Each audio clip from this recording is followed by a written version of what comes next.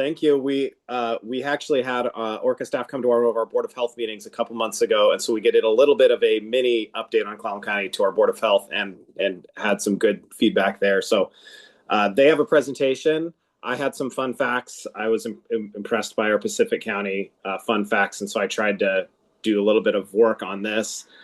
What people may have heard about Clallam County, and we'll get into some of the fun facts in the presentation, like that we have the westernmost point in the United States, of course, in the contiguous United States. But what people might have read in the news is we're the bellwether county. And what people probably have heard is that since 1980 until this last presidential election, we selected the winner countywide that matched the winner nationally. But it actually goes back quite a bit further than that. Since 1920, Clallam County voted for the eventual presidential winner in every election except for 1968, 1976, and then now 2024. So apparently the residents of Clallam County generally have a finger on the pulse of national issues. I don't know.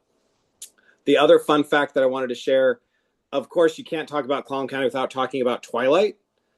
Forks is, of course, the center of the Twilight world, and Stephanie, they hold a yearly Forever in Twilight festival that attracts, I think they almost double the population of the city of Forks with how many people come to participate in that festival.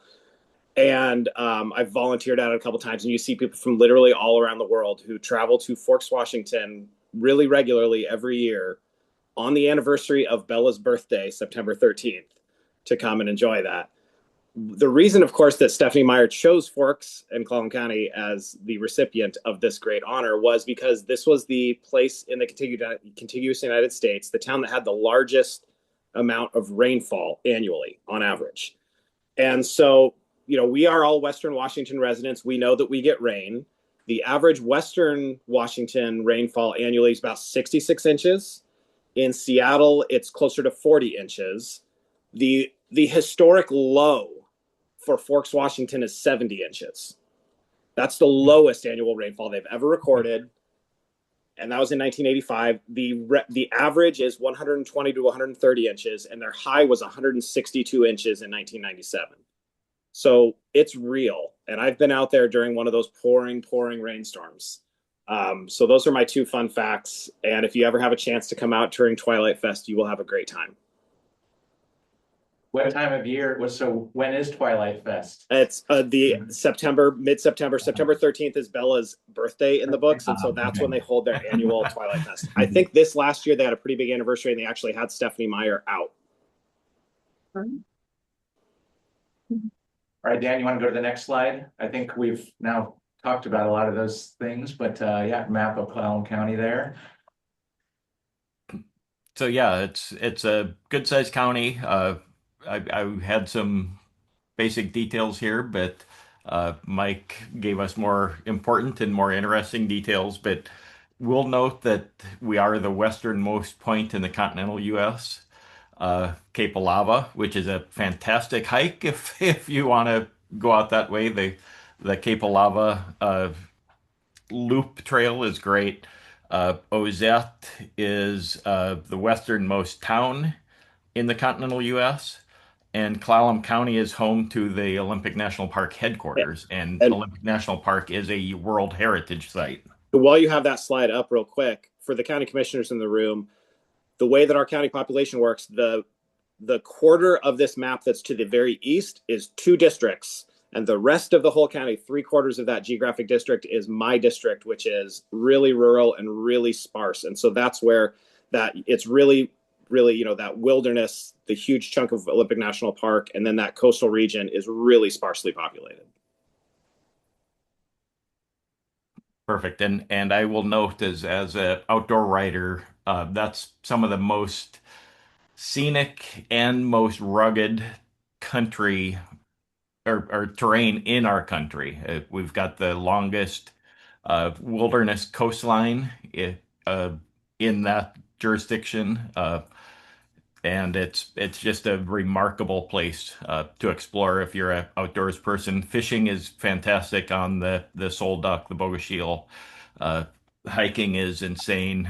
Really good climbing in Olympic National Park. So Clallam is a pretty remarkable county. And we have a long history there that I'll let Odell talk about. Yeah, so there has been a long history and a lot of monitoring in Clallam County, and so I decided to do something a little different. Instead of my table of historical sites that I've done in the past, there was just too much, and I didn't want to just throw a bunch of tables and words at you. This is also my very first use of an AI. I generated this image with Claude because I could not figure out how to code it myself. I gave it a little bit of time and then thought, I'm gonna use AI. So what you'll see here is all the pollutants up at the top, color coded that we have monitored in Clallam County. That's TSP, stands for total suspended particulate. And that was what, back in the 70s and 80s was the particulate of concern, with EPA.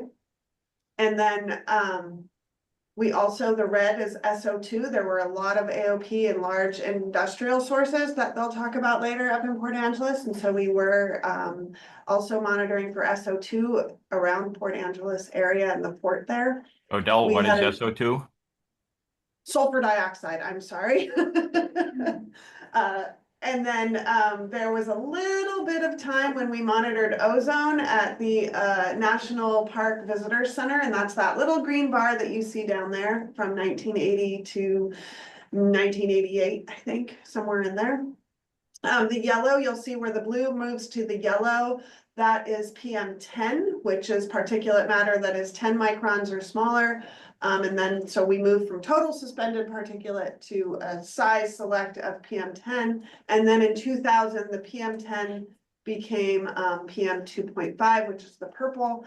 And that is the really small particles in the air, which are 2.5 microns or micrometers or a millionth of a meter inside in diameter. And so as more and more studies came out of, it was the smallest particles that were creating the largest health concern and staying in the air the longest. And so that's where we are at now. So that shows you, we also did some monitoring in just a lot of different communities throughout Clallam, including Forks and Swim, mostly Port Angeles. So yeah, just a lot of monitoring happening in Clallam County. Next slide. We still have quite a few monitors in Clallam County, more than our average county. So starting on the left-hand side, you'll see a red square. That was where Cheekapeake NCORE site used to be, along with the improved site that's operated by the Makah tribe. And most of you know, some of you who are new don't, that that site was moved this year due to power loss to Bahocas Peak. So that's the green square. And then the Makah tribe also operate a PM 2.5 monitor in Mia Bay. And so you'll see that square there. And then you'll also see a red and a green square down in Port Angeles. That is, the red is where we used to have a PM 2.5 monitor at Stevens Middle School. And then that was moved to the fire station on 5th Street. And you'll see a circle there in Forks. That green circle is the current SenseWA that we installed there. And we are planning at some point, depending on our core funding and when we figure that out, to install the next SenseWA in Swim. And then you'll see a lot of purple stars, and that just marks where all of the public have installed purple air monitors that are, the data are publicly available. So a lot of those are going up in Clallam County too, that we use. Next slide. And then here is the past 25 years of air quality in Port Angeles and Clallam County. You've seen this slide before. You'll notice that the ends are yellows and oranges and reds. That's when we experience the worst air quality, the wood stove season, and some of the fall and spring burning. Summer is typically our cleanest time, unless we have wildfires, and you'll see those pop up in 2018, 2017, and 2020, where we had some periods of very bad air due to wildfire smoke into the region. Even getting a few days of very unhealthy purple, which is over 150 micrograms per meter cubed there in 2020. So that was a bad summer for us there. Okay, next slide. And then this is a new slide I've been adding since Grays Harbor, where one of the commissioners asked how their air quality compared to the rest of the region, and then maybe some of the bigger cities. So this will show you the black solid line is the Port Angeles monitor. The design value is the 98th highest 24-hour PM 2.5 averaged over 3 years. And that's how I use that. It's complicated, but that's how EPA determines compliance with the National Ambient Air Quality Standard. So what you'll see in 2020 and 2018 are some real high spikes, and that is due to the wildfire smoke that we saw. And because it's a 3-year average, it takes 3 years for that average to drop off. And so for 2023 and 2024, you can see we're down below 20 for our design value, which is well below the national standard at 35. So doing pretty well unless we have that wildfire smoke come in. And then those dotted lines, the red you see up there is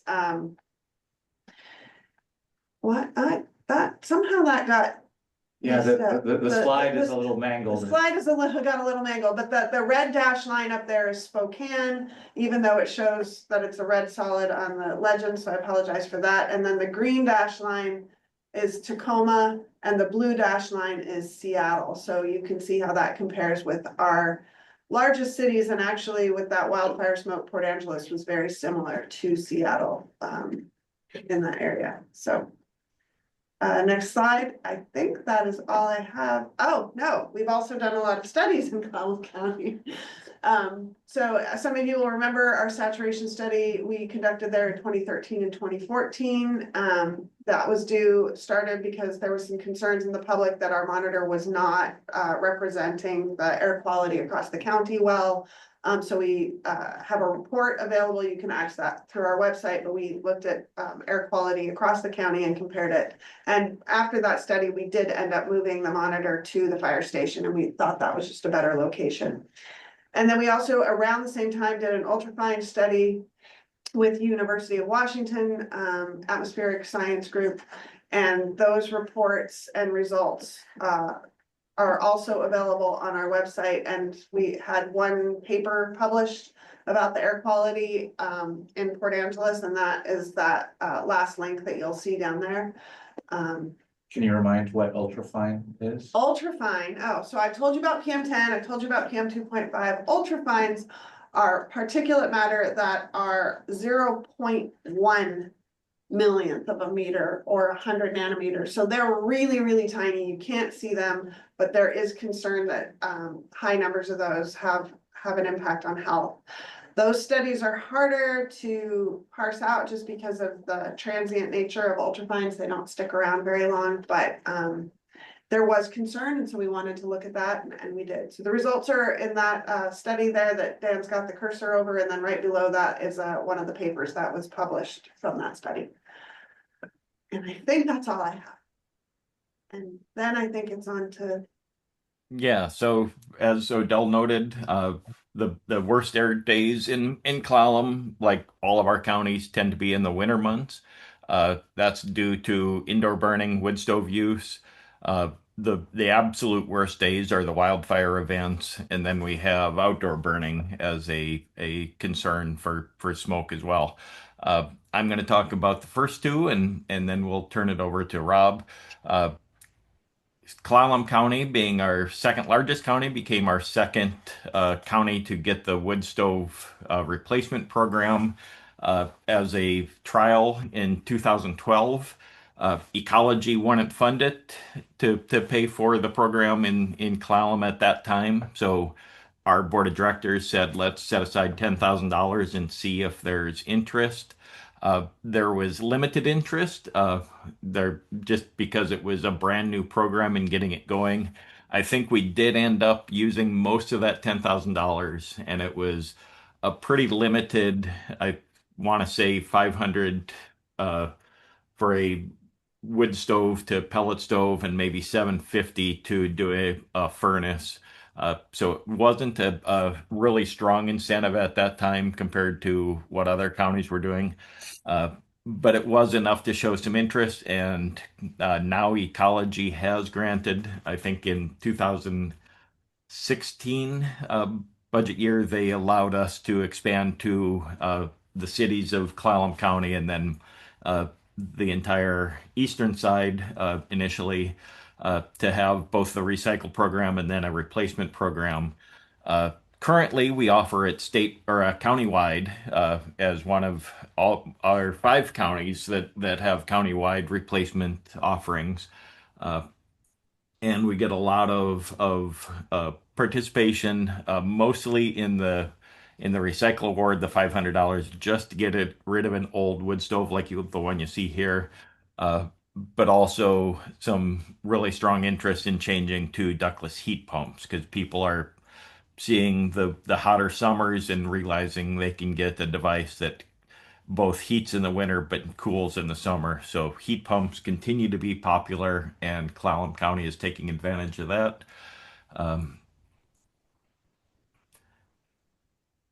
Outdoor burning. I will note the wildfire smoke. I don't have a slide on it, but the wildfire smoke has been uh, particularly noticeable in Clallam County compared to some of our other counties. We do see some transport down the strait, even from smoke from Alaska or Canada, swings out over the Pacific and then blows in through the strait. And so the cities of Clallam can get that smoke first and get it in higher doses than areas farther into the Puget Sound region.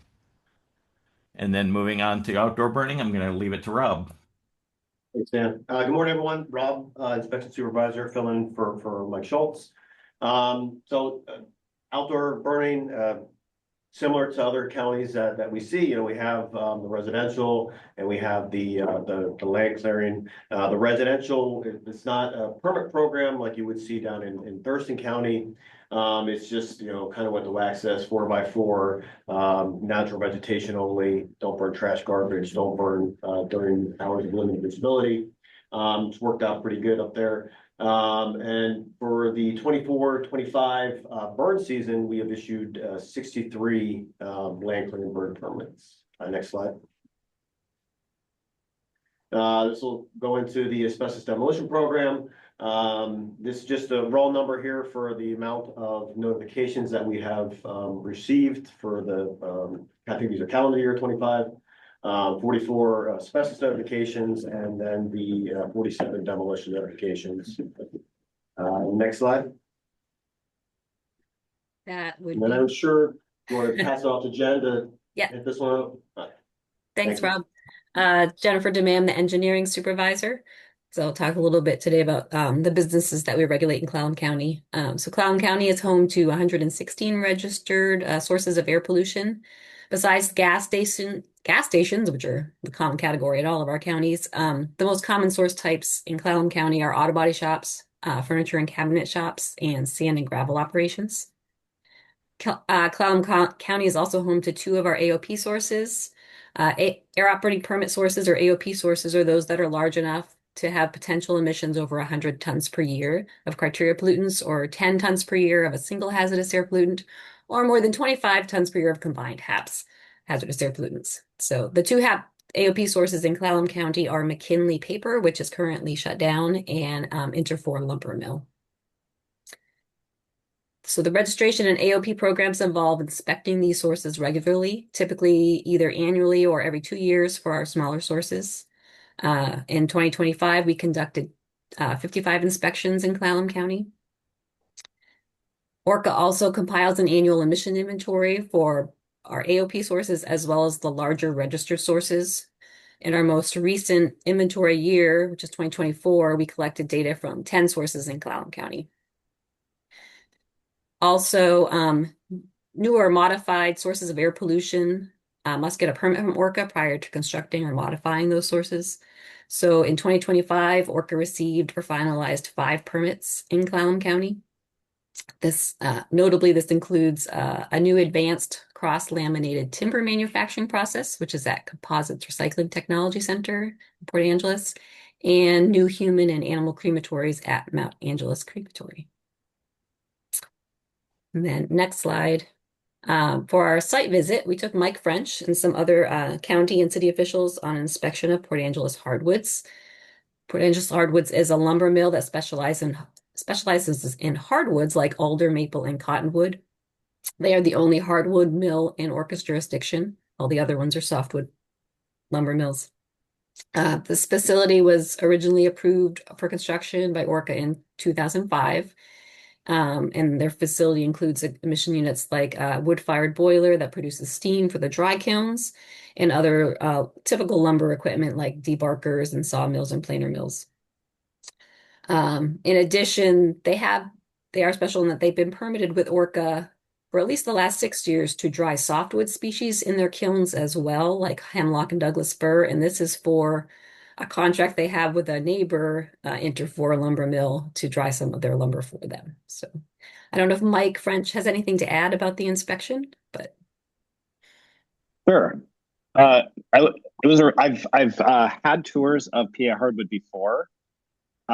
This one was very unique because we were really focused on, all the systems that they have that prevent air pollution. So in the red hats you see there, myself, you also see our county administrator, Todd Milkey, and a member of the Port Angeles City Council. So I was trying to spread the word on, get more people educated and involved in this process. That was really positive. And one thing that impressed me was the ORCAA inspectors and engineers had the staff at PA Hardwood explain the systems to us rather than having the engineers. So it was good to see that the staff at PA Hardwood had a really sophisticated understanding of the systems that were in place to prevent air pollution. And they were able to explain it in layman's terms to us and show us how the systems worked. And we went and I had a really great time, and I thought it was really informational.